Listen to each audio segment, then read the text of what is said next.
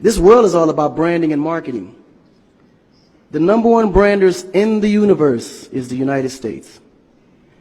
They made United States seem like it's the best place in the world to be. It's the land of the free, home of the brave. I go there to find and chase my dreams. We have to be able to tell our own stories. Directors, filmmakers, entertainers, it's going to be clearly, and the press, it's going to be your job to redefine how people think about Africa.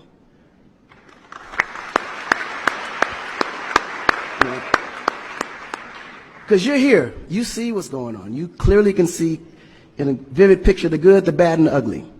What you choose to put out there is what the world is going to get. Because I can tell you right now, in Chicago alone, there's more people dying in Chicago than there was in the war in Iraq. But you would never see that. There's a lot of things that's happening in the U.S. that you would never see because they choose to show you what they want you to see for,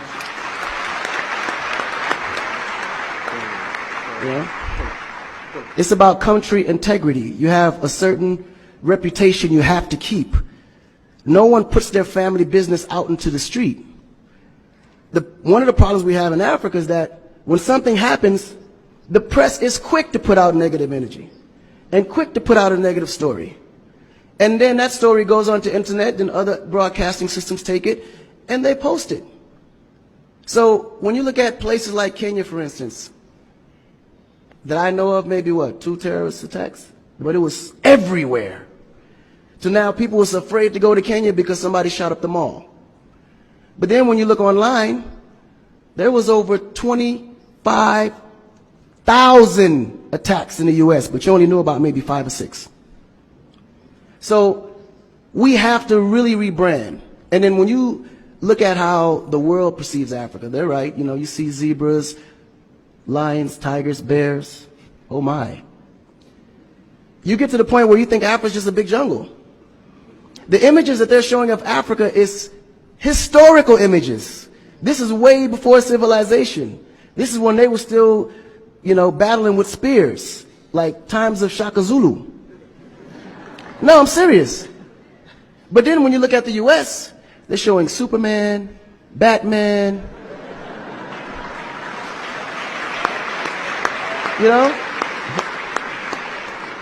Where is our Superman? Where is our, Shaka Zulu should be a superhero today. Really.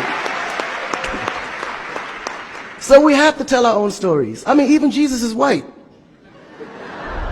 And you believe it. But it's okay because how you were framed, if you taught something from the day you were born, and your mother taught you that, your father taught you that, it's real. You never look at your mom and your dad as liars.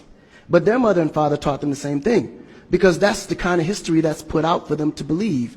Our history books in the U.S. is all white American history, culture that's been borrowed from other nations.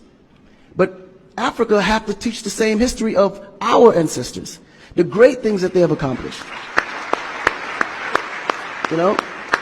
And it's going to be the jobs of directors like yourself, filmmakers like yourself, to narrate that story. How do we want to be perceived? How do we want that story to be narrated to the rest of the world? This younger generation, we kind of figured it out. Because now, when you look at hip-hop in America, every rapper is rich. Gold chains, Bentleys, nice girls by the pool with bathing suits in this big mansion. And then, when the video's over, they get on their phone and call an Uber. They don't even come in the Bentley that you just saw in the TV. But you go to Nigeria, we got Wizkid, Davido, P-Square, all these guys driving a Bentley, Mercedes. They actually own those cars. That's the difference. But if we don't translate that, they will never know. They think we're going to leave the shoot and go home on a horse or a zebra. Because that's what they know. This is why African Americans are so afraid of Africa. You mention Africa, they start shaking. There's so much fear. They don't know how to translate that. It was just recent that people are now saying, yeah, man, you know what? I rock with Africans, man. You know what I'm saying? I want to do some collaborations, man. Yo, man, I need an Afrobeat remix, you know what I'm saying? But before, they'd be like, man, I don't know that dude. I'm not putting him on my record. So the younger generation is slowly understanding how you have to rebrand the culture, because the culture has adapted. They've actually took everything that we've created and made it look better. They made a superstar look like a superstar. When I look on TV and I see our biggest entertainers, they don't look like stars.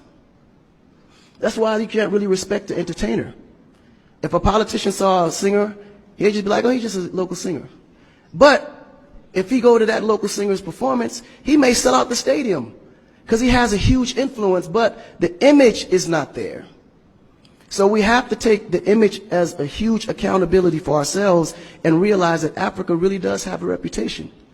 But if we allow our stories to be told, our stories will be told according to their agenda on what they need to be able to benefit from Africa. So we have to tell our story so we can be able to understand how we can utilize that story to benefit for our agenda.